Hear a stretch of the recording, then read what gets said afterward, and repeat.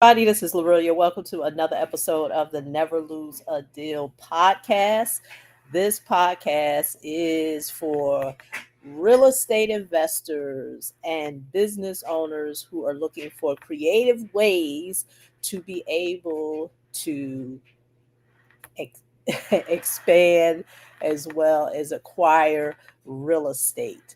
And so, my topic for today is why asset based lending is best for small business owners. So, before I go into today's topic, let me just give you some background of this podcast. Let's say that today marks 1 year since I have started the Never Lose a Deal podcast. I started this podcast last year, not new to sharing information and value online. I originally started with a YouTube channel. So if you're watching this on YouTube, of course, I have over 800 plus videos on YouTube, but in the podcasting space, started last year, and today marks my 25th episode, as well as it's marked a year since I've started this podcast. And so the reason why I just started this podcast, and that is what I want to talk about today, is because I wanted to give context to the content that I share. Because a lot of times online, we hear a lot, some great sound bites, and a lot of times what happens is that a lot of people leave a lot of the context out of what it is they're talking about. And so what happens is that when you don't have the right context, it leaves the user, the person on the other end, a bit confused, or they'll try to apply what they're hearing. Even with this podcast, I mean, I'm only here for about 30 to 45 minutes, but understand it's to give you an awareness of a particular topic, and it's up to you to go deeper with the particular topic. But I always tell people, never just take something that you hear online, even if it's coming from me. Do your own research, do your own due diligence to really find out the truth of whatever it is that you are looking to learn about. And that is my goal with the Never Lose a Deal top podcast. And that is why I'm talking about asset based lending. So, for the past couple of episodes, I've been talking a lot about DSCR loans. And so, just to give you an idea of what asset based lending is, if you're not familiar with it, asset based lending is a form of financing in the real estate space where the financing that is used to acquire the real estate asset is based on the asset. It's truly based on the asset. Do they take things into account of the business owner or the real estate investor who's trying to purchase it? Yes. But depending on the type of financing, because there's a whole range.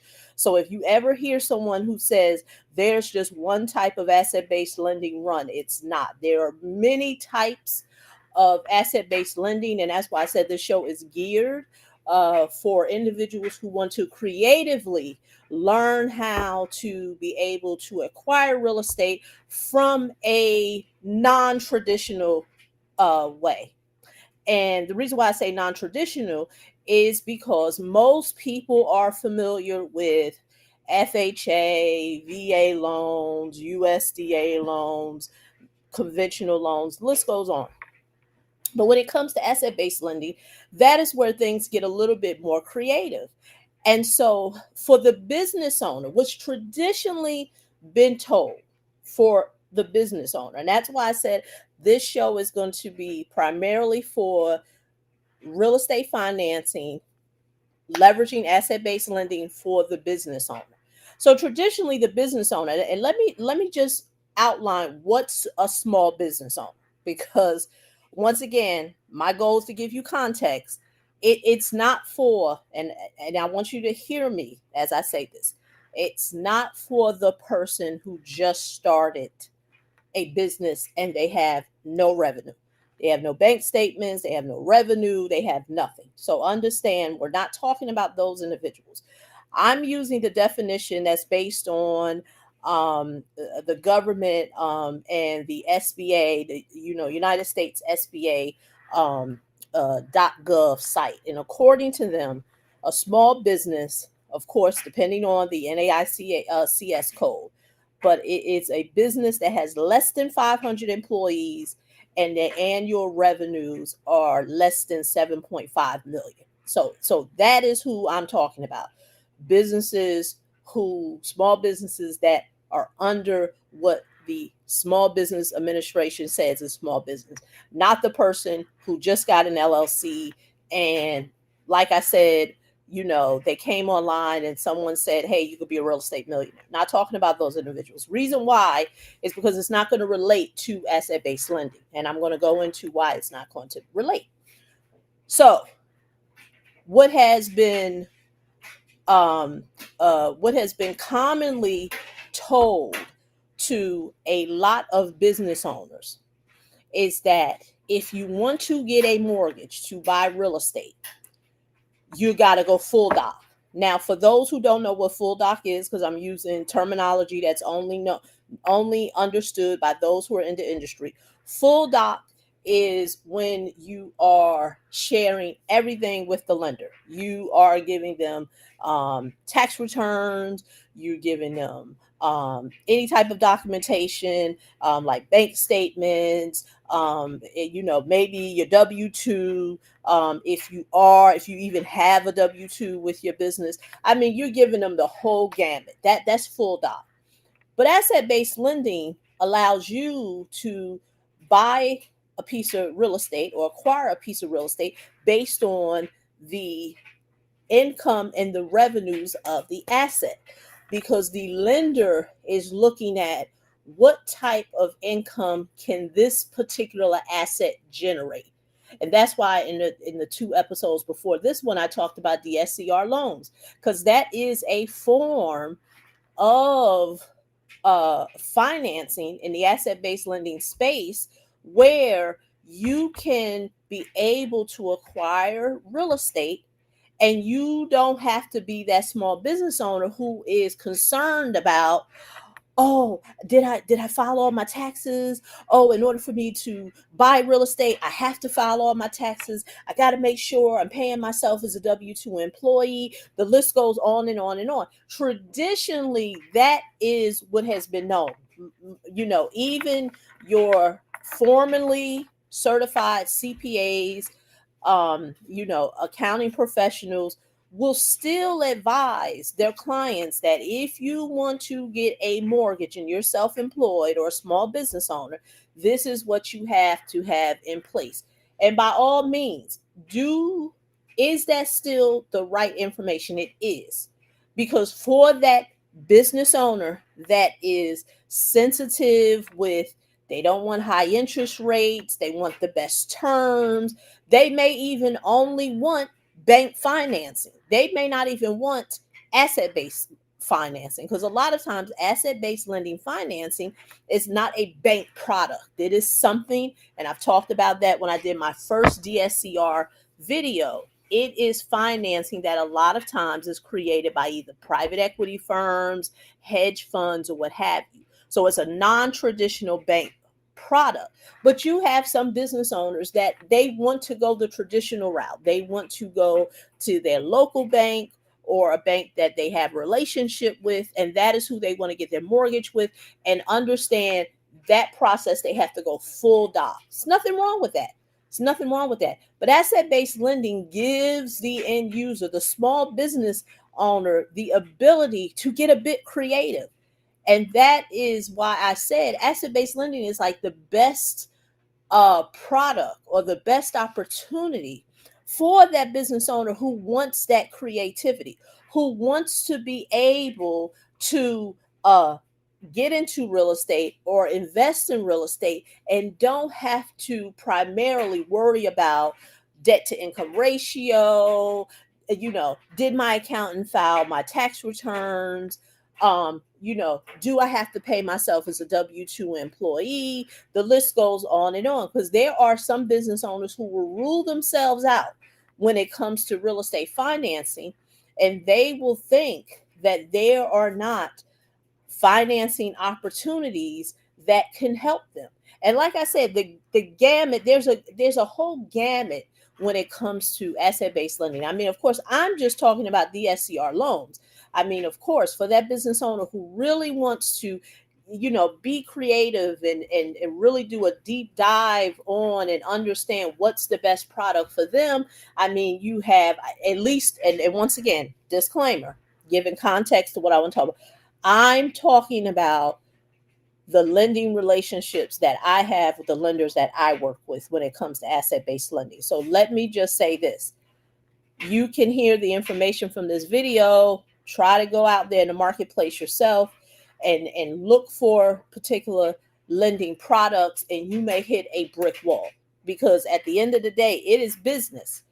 If I am a mortgage broker and I do FHA all day, every day, I'm not trying to help you get no DSCR loan, because it may not even be part of my lending box. That's not even what my office does. So I'm not going to try to figure out and go out there and look for those products for you. And that's what a lot of people need to understand. When it comes to you doing your own research and you're hearing things like, for me, talking about asset-based lending and understanding that, oh wow, there are so many, types of financing products that go with it. Lorillia said DSCR loans. Then there's financing options that's just bank statement, meaning that for that business owner that they don't keep the best records.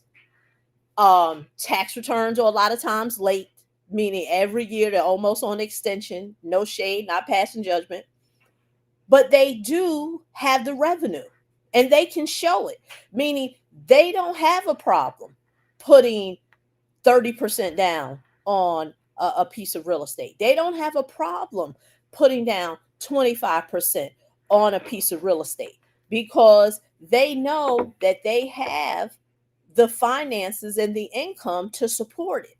So there's, there's bank statement financing where the lender is just looking at the income that you bring in from your business, and you can show that.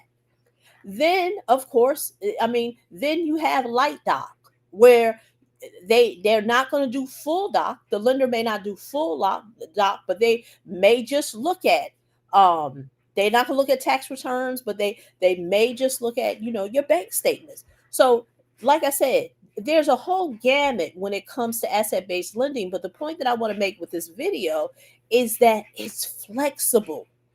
It gives the business owner options. And if you don't walk away with anything from this conversation, understand there are options when it comes to asset-based lending, when it comes to creative financing. Because a lot of people have said to me, well, Lorraine, I don't quite understand what you mean about creative financing. And I understand that being a very uh, a question that may not be too clear. And I can see why a person would ask that, because creative financing it's not one way. Like I always say, it's 100 ways to skin a cat. It's not just one way how to do it. It's just creative financing, at least the way I defined it, is taking something that most people know is a traditional way of doing things, but now you're doing it non-traditional. So creative financing is a non-traditional way of still being able to get you to your goal, but it's not going to be the way that traditionally people would think it's done. And that's what I want people to walk away with, that when you watch this video, is that, can you be a business owner who is interested in diversifying your portfolio and buying real estate? Yes, but you may not want to do it the traditional route. That's why I said there are some business owners who it doesn't, like they really don't care about getting their mortgage financing done at the banks that they have relationships with or the local bank in their area. They may be open to creatively doing something that's not so common, but it still gets them to their goal because they get a little flexibility. Like I said, with DSCR, they're looking at the asset. And with other types of Asset-based financing, a lot of times, yes, the asset is looked at. They are looking at what is the revenue being brought in from the particular property. So understand, and let me make this clear, asset-based lending is only for investment properties. So it's not for the business owner who is looking to buy their primary home. I'm glad that I've just thought about that because I want to make that point clear. Because the small business owner who is looking to purchase their primary home, that's a whole separate conversation. That's why I said you go to a lender, you're looking to buy a primary home for your family, and all they do is FHA all day long. That's what they're going to talk to you about.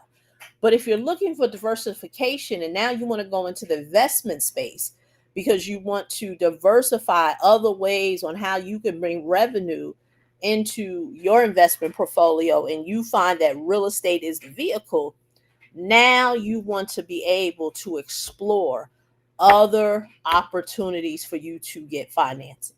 And a lot of times, what many business owners don't know is they don't have to go the traditional route. So I understand your accountant may be telling you, oh, you got to have all your tax returns and W-2s and all this other stuff. Start with what is the goal? What is the goal that you're looking to do? And understand that you may still can get to that goal, but there's other ways to get you to the route that you want to get to. So that is really all that I have for this episode of the Never Lose a Deal podcast.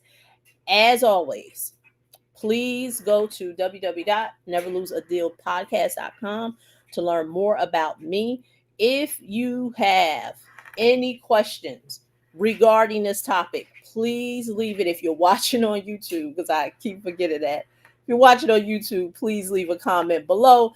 But if you are watching or listening, should I say, on some of the podcast platform sites, leave me a comment or what have you. I still got to get the terminology right when it comes to podcasting.